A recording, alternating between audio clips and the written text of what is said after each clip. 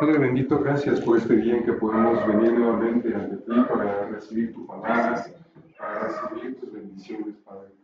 Y para tener este conocimiento de ti, Señor, que sabemos que nos acerca más a ti y nos ayuda en todo tiempo a experimentar en mayor manera la identidad con Cristo. Gracias, Padre. Ayúdame con estos 12 principios fundamentales, Padre, para que tus hijos puedan recibirlos y los pongan por obra en su vida. En el nombre de Jesús. Amén. Bien, 12 principios fundamentales. El fundamento es Cristo. Y tenemos 3 principales, que es el fe, esperanza y amor. Y de ahí pues vemos que todos estos 12 principios se relacionan con estos 3 aposentos: el aposento alto del Pentecostés, el aposento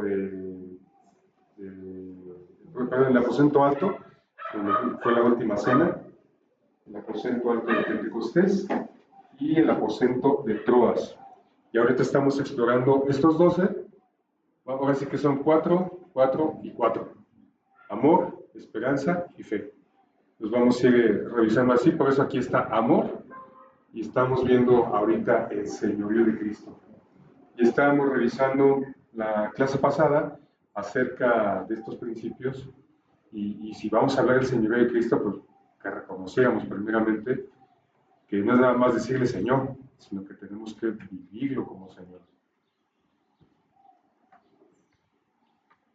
Y continuamos, Juan 13, 12 al 14. Sebas, ¿lo oyes a ver?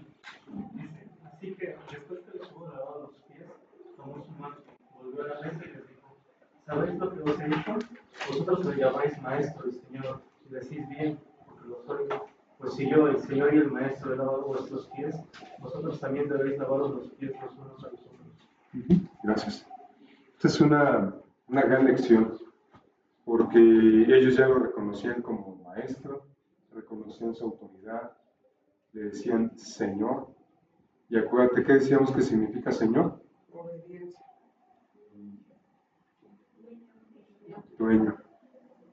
Dueño, el propietario, el que tiene la autoridad. Entonces, él les está diciendo, si me está reconociendo como Señor, mis enseñanzas has de seguir.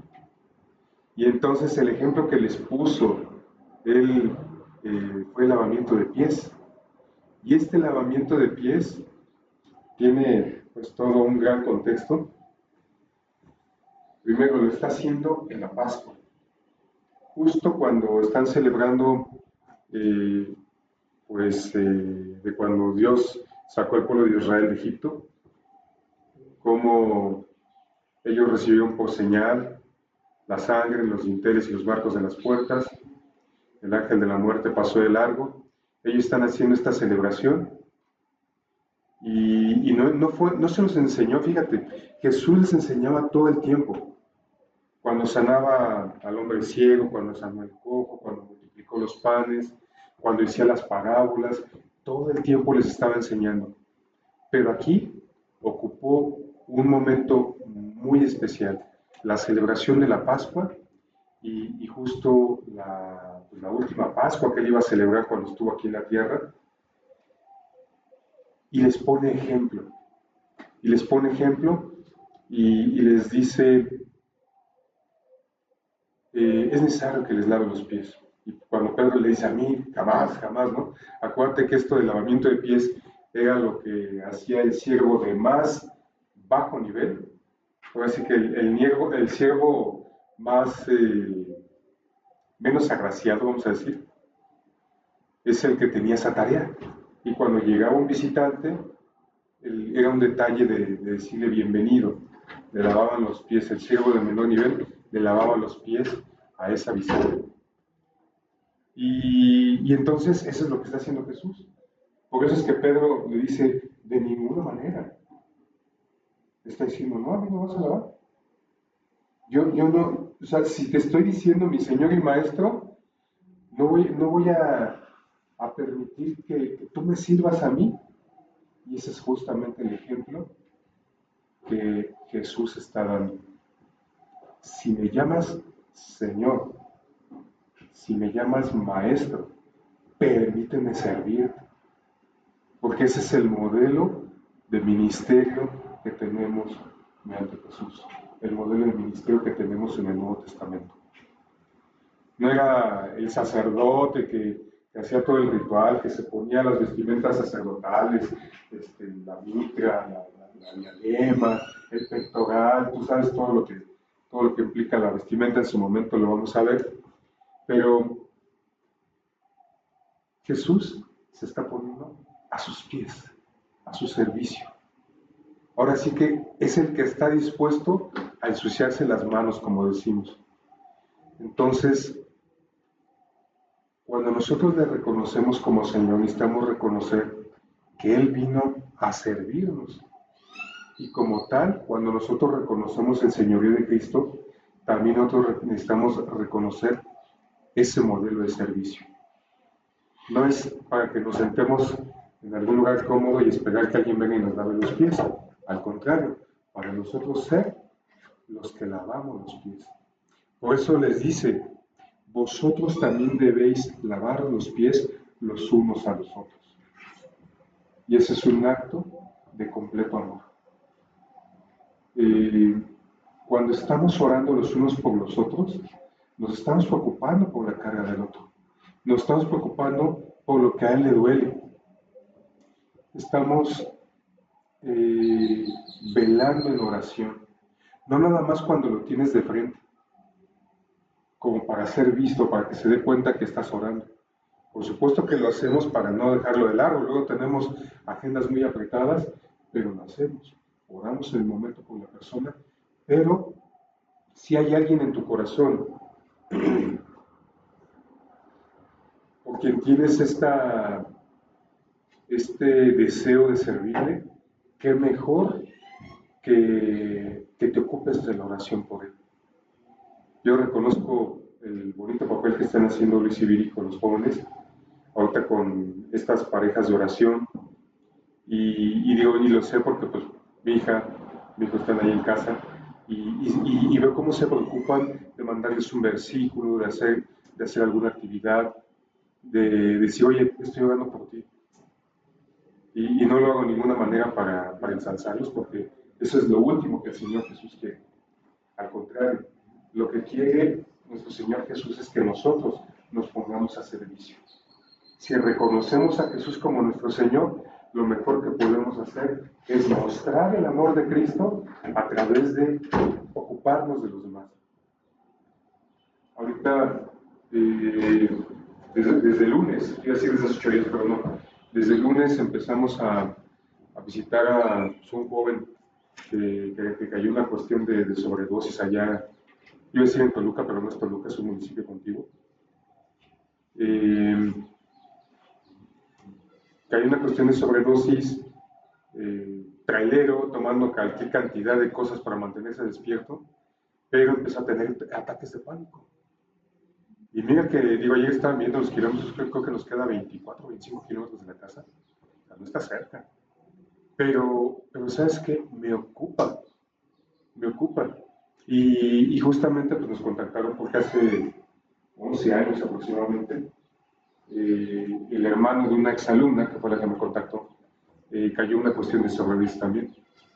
Y estuvimos un tiempo así visitándolos con cierta regularidad, hacíamos estudio, orábamos, y él ahora está restaurado. Ya no tiene problema con adicciones ni nada de eso. Y gloria a Dios por ello. Gloria a Dios por ello, porque Él es el que hace la obra. Cuando tú dispones de tu tiempo, de tus recursos, de tus fuerzas para servir a otros, pues ahora sí que es lo que dice aquí, nos estamos ensuciando las manos. Entonces, necesitamos dar esta muestra de amor, así como nuestro Señor Jesús mostró amor por sus discípulos. Así nosotros también necesitamos hacerlo. Éxodo 12, 26 y 28. ¿Esther? Y cuando dijeron vuestros hijos, ¿qué es este rito vuestro? Vosotros respondéis, es la víctima de la Pascua de Jehová, el cual pasó por encima de las casas de los hijos de Israel en Egipto, cuando hirió a los egipcios y libró nuestras casas. Entonces el pueblo se inclinó y adoró, y los hijos de Israel fueron e hicieron puntualmente así como Jehová había mandado a Moisés y a Aarón. Fíjate, viene toda la indicación, ¿no? De que sacrificaron al cordero. Gracias. Es que ya me abancas. Cuando recibieron todas las instrucciones acerca de los sacrificios, era la víctima. ¿Qué es una víctima? A ver, busquen ahí qué es una víctima.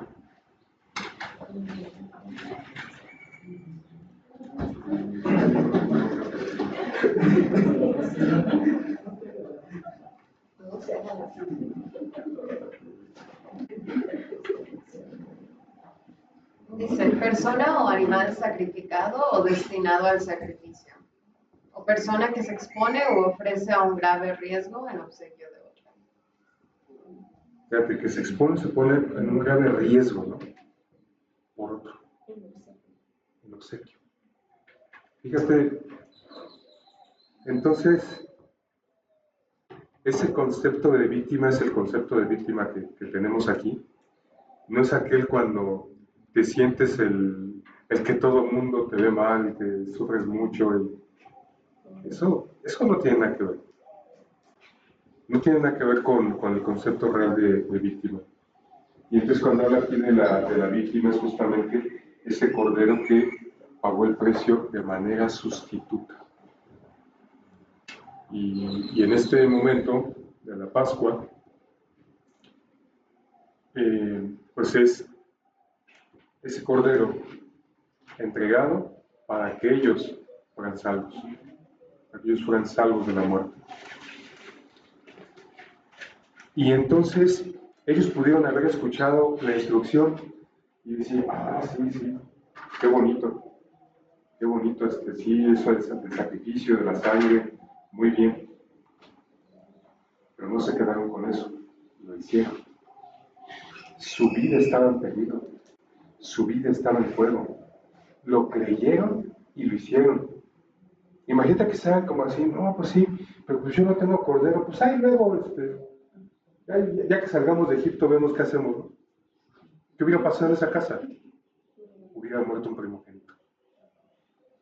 Ellos lo creyeron y lo hicieron. De esa manera, cuando nosotros reconocemos el señorío de Cristo, también necesitamos hacer lo que estamos aprendiendo, hacer lo que su palabra nos está diciendo. Perdón, a ver, me regreso tantito. Si te das cuenta, aquí estamos hablando del aposento alto. Aquí estamos hablando de la historia de Israel. Ahora acá nos habla de los montes santos. Yo sé que está chiquitito, allá se lo están imaginando. Por eso mejor se los veo. Entonces aquí dice montes santos. Entonces, aquí tenemos Génesis 8, 3 al 5.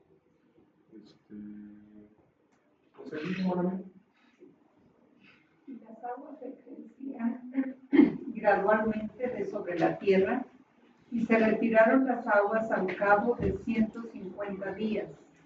Y reposó el arca en el mes séptimo, a los 17 días del mes, sobre los montes de Ararat.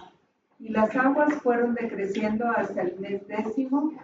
En el décimo, al primero del mes, se descubrieron las cimas de los montes. Y entonces aquí, ¿cuál fue el monte? El monte Ararat. El monte Ararat, en este caso, fíjate cómo las aguas empezaron a decrecer. Y el arca reposó sobre el monte Ararat. Ahí descansó. No reposó en una isla, no reposó en algún lugar profundo, sino reposó en una cima, en la cima del monte Ararat. Y fíjate la alegoría. No reposó en una isla porque nosotros no estamos llamados a estar aislados. Cuando nosotros vemos en la escritura que habla de los montes y los valles, los montes son este lugar de victoria, este lugar de celebración. Y los valles son los lugares de prueba. Reposó en un monte.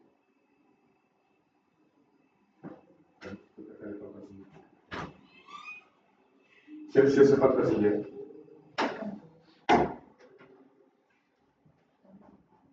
Y fíjate, reposó en el mes séptimo. Tú sabes que ellos estuvieron ahí en el arca durante muchos meses. Ellos tuvieron que esperar con paciencia, aguardar el tiempo en el que las aguas iban descendiendo. Yo me imagino que por su cabeza hubo momentos en los que pensaron, ¿hasta cuándo va a durar esto? Porque las aguas ya habían parado, pero imagínate que no había más que aguas alrededor. Cuando el arca reposa sobre el monte Ararat, justamente aquí tenemos la definición, el lugar donde reposó el arca de Noé representa el reposo que nos da el principio del señorío. Es una figura de la posición del creyente en su Señor. Cuando tú crees en el señorío de Cristo, en su poder, en su autoridad, tú puedes reposar en Él. Por supuesto que hay situaciones a las que nos enfrentamos en la vida en las cuales decimos, no entiendo lo que estás haciendo, Señor. No entiendo por qué lo hiciste. No entiendo por qué me pasó. Pero cuando reconocemos que Él está en control, podemos reconocer que Él tiene un plan para nuestra vida, que Él tiene un plan para nosotros. ¿Qué necesitamos? Entrar en ese plan. Porque a veces, por no reconocer ese plan, es que nos salimos del reposo. Me acuerdo un miércoles de oración, alguien oró justamente para que Dios nos mostrara sus planes y nos ayudara a entrar en ellos. Yo creo que es una oración muy bonita en la que necesitamos entrar todos nosotros. Necesitamos decir, Señor, muéstrame tus planes. Por supuesto que nosotros hacemos planes. Incluso hay un versículo que dice que si vas a construir, te hagas cuentas antes de empezar. Por supuesto, hacemos planes, pero necesitamos someter nuestros planes a Dios, en tal manera que sea el plan de Dios prosperado. ¿Y cómo lo hacemos? Creyendo que Él tiene el control, creyendo que Él es el Señor y que también reconozcamos cuando nosotros estamos pasando por alguna consecuencia de desobediencia, alguna consecuencia de no cumplir con su palabra. O a lo mejor Dios ya nos dijo tiempo atrás lo que hemos de hacer y no lo hemos hecho. Entonces, necesitamos reconocer su plan y reconocer su señorío, reconocer que Él tiene el control. Y entonces podemos ver cómo podemos entrar en su reposo. Desde este monte, el monte Ararat, nos habla de reposo. Después, en la vida de Cristo, acá arriba dice la vida de Cristo. ¿Cuál? Matando el vino, la madre de Jesús le dijo, no tienen vino. Jesús le dijo, ¿qué tienes conmigo, mujer? Aún no ha venido mi hora. Su madre dijo a los que servían, haced todo lo que os dijere. Y estaban allí 6 tinajas de piedra, paraguas, como el rito de la purificación de los judíos, en cada una de las cuales cabían 2 o 3 cántaros. Jesús les dijo, llenad estas tinajas de agua, y la llenaron hasta arriba. Gracias. Gracias, Juan, por leer, Juan. Tenemos nuevamente aquí, Jesús da la instrucción y vemos a la gente, los que estaban ahí sirviendo, que obedecieron. Primero, María, la madre de Jesús, dice, haced todo lo que os diga. No porque ella tuviera autoridad, sino que recuerda que ellos están invitados a la boda. Y entonces yo creo que a quien conocían ahí en esa boda era a María. Y entonces, pues ella como conocida en ese lugar, ella dice, sí, lo que él está diciendo, háganlo. Y entonces Jesús da una instrucción muy sencilla, llenen las tinajas. Oye, pero ¿de qué las llenamos? Le ponemos algo a la agüita, ¿hasta dónde las llenamos? Pues si es llena, es llena, ¿no? Y luego dices, ¿hasta dónde lo llena? ¿A la mitad? Si es llena, es llena. Es como algo lógico, ¿no? ¿Y qué hicieron ellos? ¿Las llenaron? ¿O para qué la lleno? ¿No te ha pasado que de repente te da una instrucción y preguntas para qué? O preguntas, bueno, ¿cómo? A mí me pasa bien.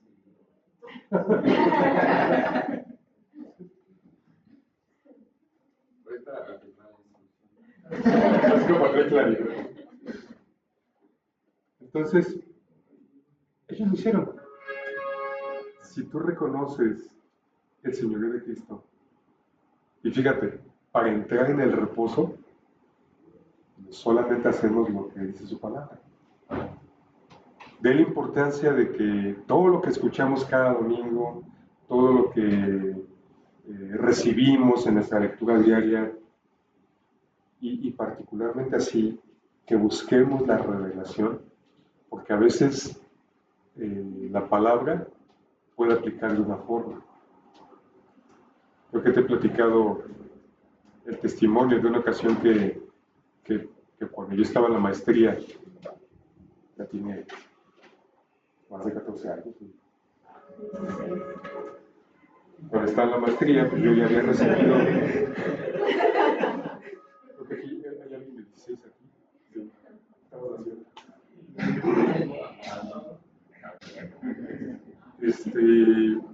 Yo había recibido pues que yo tenía que darle prioridad a la maestría porque Dios me la había dado. Pero pues, esa ocasión, de repente, yo había una reunión con mis compañeros de la maestría que habían convocado una reunión con el director del programa. Y pues yo tenía que salirme del trabajo, porque era en la tarde la reunión.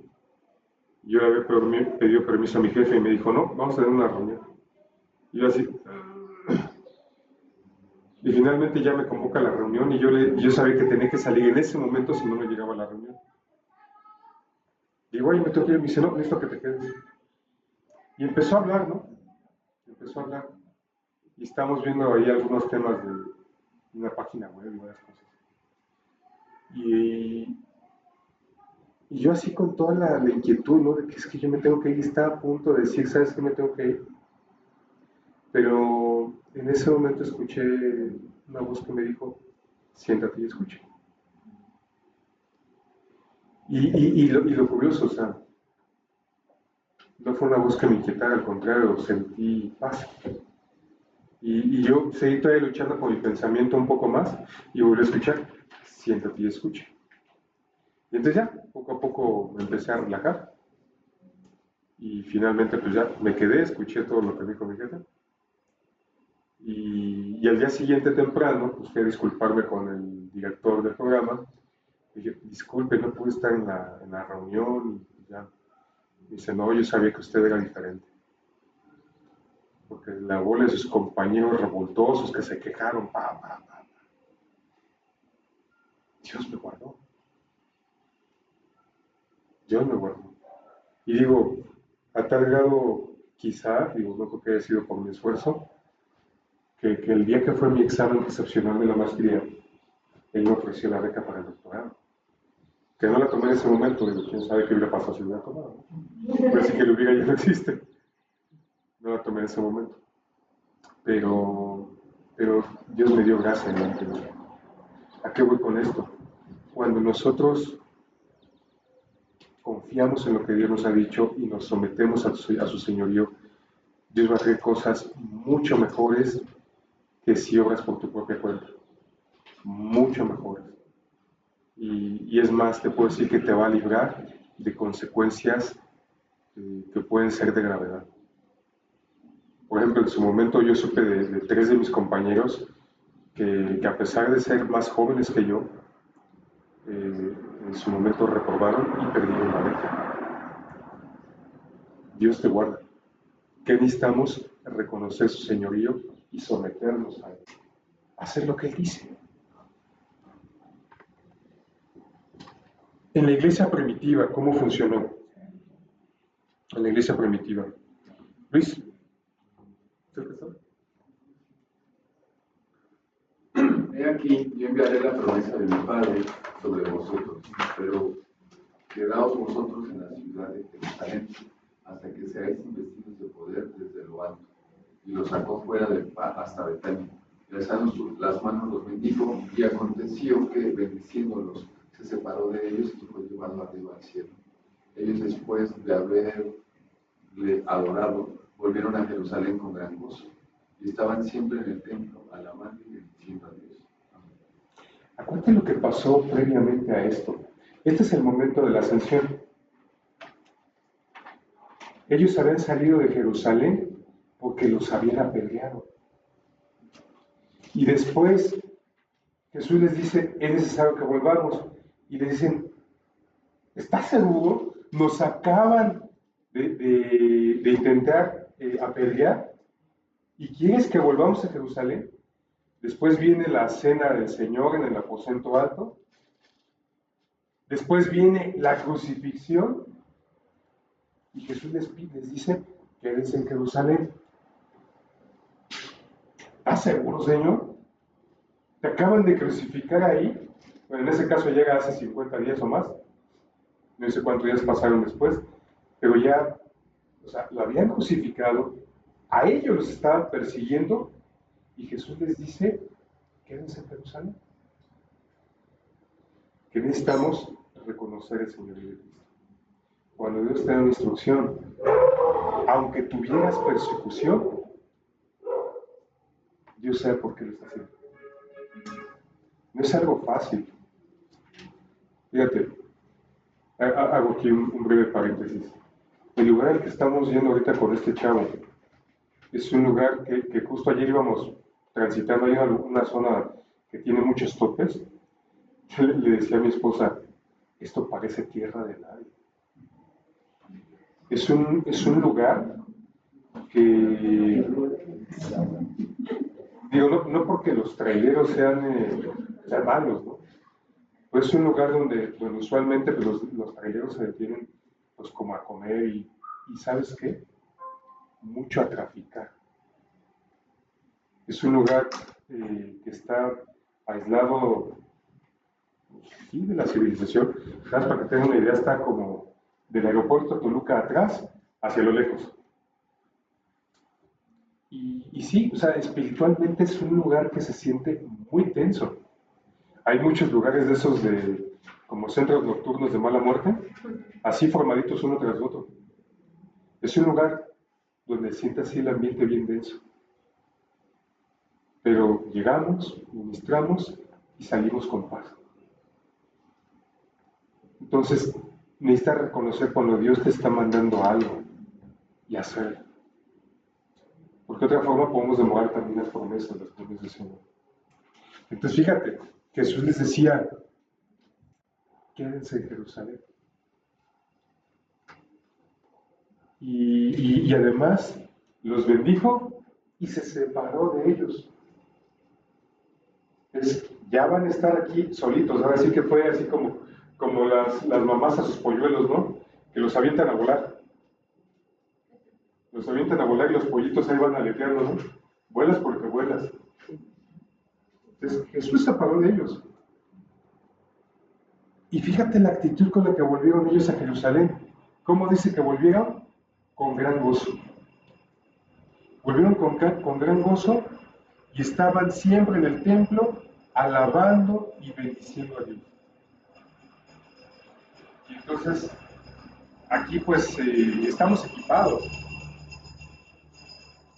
Por supuesto que tenemos este lugar de reposo, este lugar de seguridad, donde estamos aquí bien padre todos reunidos. Pero necesitamos estar alabando y bendiciendo a Dios en todo tiempo. En todo tiempo. Después, en los desiertos y disciplinas, que es el siguiente punto. Acá vamos a ver en el desierto de Shur. Hizo Moisés que participen en el Mar Rojo y salieron al desierto de Shur y anduvieron 3 días por el desierto sin hallar agua. Llegaron a Mara y no pudieron beber las aguas de Mara porque eran amargas. Por eso le pusieron el nombre Mara. Entonces el pueblo murmuró contra Moisés y dijo: ¿Qué hemos de beber? Y Moisés clamó a Jehová, y Jehová le mostró un árbol, y lo echó en las aguas, y las aguas se endulzaron. Allí les dio estatutos y ordenanzas, y allí los probó. Y dijo: si oyeres atentamente la voz de Jehová tu Dios, e hicieres lo recto delante de sus ojos, y dieres oído a sus mandamientos, y guardares todos sus estatutos, ninguna enfermedad de las que envié a los egipcios te enviaré a ti, porque yo soy Jehová tu Salvador. Amén. ¿No te ha pasado que de repente en la Biblia estás subrayando cosas que te llaman la atención? Y cuando te das cuenta, dices, no, pues mejor le paso un rodillo, ¿no? No sé qué este pasaje así como eso. Y el desierto de Shur. Shur significa sumisión. Y aquí la instrucción es, ¿sabes qué es Shur? Necesitamos someternos a la palabra de Dios. Y el momento en el que Dios se lo estaba diciendo a Moisés, las aguas estaban amargas. ¿Qué pasa cuando tienes algo amargo? Pues hay como que le endulzas o, no sé, le pones algo ahí para que mejore el sabor. Y lo que Dios le estaba diciendo a Moisés no tenía como mucho sentido, ¿no? O sea, arroja este árbol sobre las aguas. Moisés obedeció. No creo que haya sido un árbol de stevia, ¿eh? Era una figura de Cristo representando el árbol de la vida. Entonces Moisés obedece y justamente lo que da ahí son estatutos y ordenanzas, y allí los probó.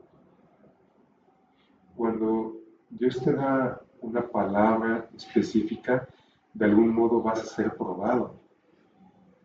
Luego puede ser algo que parece muy sencillo, pero en esas cosas pequeñas vas a ser probado. Probado para obediencia. En tal manera que cuando Dios te va dando instrucciones, después te va a dar instrucciones mayores. Es como parte del entrenamiento para que puedas ir avanzando, ya sea en tu vida personal o también en la vida en el servicio. Y en la medida que tú eres fiel y obediente a esas palabras, entonces Dios te va a ir dejando más cosas. Mira, para estas alturas, Moisés tenía más de 80 años. Y a veces nosotros queremos que Dios nos resuelva, pero ya rapidito, ¿no? Acuérdate, Moisés vivió 40 años en Egipto, hasta que finalmente él pues huyó de la casa de Faraón porque mató al egipcio. Después estuvo 40 años como pastor de ovejas en el desierto, como padre de familia, criando a sus hijos. Y después de esos otros 40 años es cuando Dios se le revela en la zarza ardiente y le envía a sacar a su pueblo. Entonces, para cuando esto pasó, Moisés tenía más de 80 años. ¿Cuántos años tienes? Entonces, necesitamos ser entrenados en la obediencia. Entre más fieles seamos a la obediencia a Dios, Dios te va a ir delegando más cosas, en lo personal y en el servicio. Entonces ellos fueron probados, y viene la palabra muy claro. Si oyeres atentamente la voz de Jehová tu Dios, ¿Cómo vamos a oír? Atentamente. E hicieres lo recto delante de sus ojos. Entonces, hay que escuchar y hacer. Y dieres oído a sus mandamientos y guardar estos estatutos. Y viene entonces la consecuencia. Ninguna enfermedad de las que envié a los egipcios te enviaré a ti, porque yo soy Jehová, tu sanador. Y le preguntamos, ay, ¿por qué estoy enfermo? Como que comiste, ¿no? Como que duermes bien. Entonces, necesitamos, no de manera religiosa, ni tampoco por conveniencia, sino que estamos en el aposento de ¿cuál? Del amor. Por amor, así como Él se creó por nosotros, nosotros por amor también obedecemos. En la vida de Pablo, vamos avanzando en la vida de Pablo. Naciendo por el camino, aconteció que al llegar cerca de Damasco, repentinamente le rodeó un resplandor de luz del cielo. Y cayendo en tierra oyó una voz que le decía, Saulo, Saulo, ¿por qué me persigues? Él dijo, ¿quién eres, Señor? Y le dijo, yo soy Jesús, a quien tú persigues. Dura cosa te es dar coces contra el aguijón. Él, temblando y temeroso, dijo, Señor, ¿qué quieres que yo haga? Y el Señor le dijo, levántate y entra en la ciudad, y se te dirá lo que debes hacer. Padre, en cuanto Pablo tiene la revelación, gracias. En cuanto Pablo tiene la revelación de ese resplandor, reconoció quién era. Le dijo, Señor. Ahora sí que todavía ni había escuchado las indicaciones, pero le reconoció, ¿quién eres, Señor? Estaba reconociendo la autoridad y su poder. Y yo creo que lo pregunta así como para asegurarse que era él, porque pues no veía nada. Y dijo, yo soy Jesús, a quien tú persigues. O sea, nada más y nada menos, estás persiguiéndome, estás persiguiendo a mi iglesia, me estás persiguiendo a mí mismo. Y nuevamente, Pablo repite, temblando y temeroso dijo, Señor, ¿qué quieres que yo haga? O sea, esa fue una conversión así, instantánea. Porque no está diciendo, oye, ¿por qué me está pasando esto? Oye, ayúdame, ¿no? De inmediato reconoce señorío. Dice, dame instrucciones. ¿Qué quieres que yo haga? Y un Pablo que también era señor.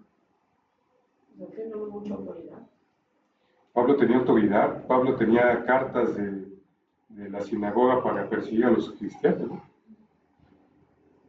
O sea, era un hombre que tenía poder. Y entonces reconoce que hay un poder más grande que él. Y nuevamente, pues vemos aquí el principio, sumisión a su palabra. Vemos reposo también. Imagínate, Pablo estaba cegado, él había caído del caballo y estaba ahí, confiando en que era el Señor el que se le estaba presentando. Y dice, con esa tranquilidad, ¿qué quieres que yo haga? No cayó desesperado y dijo, Señor, sáname. ¿No? Es una expresión de mucho reposo. Ya nos va a sonar en cualquier momento la campana. Vamos a quedarnos en este punto y vamos a hablar por él.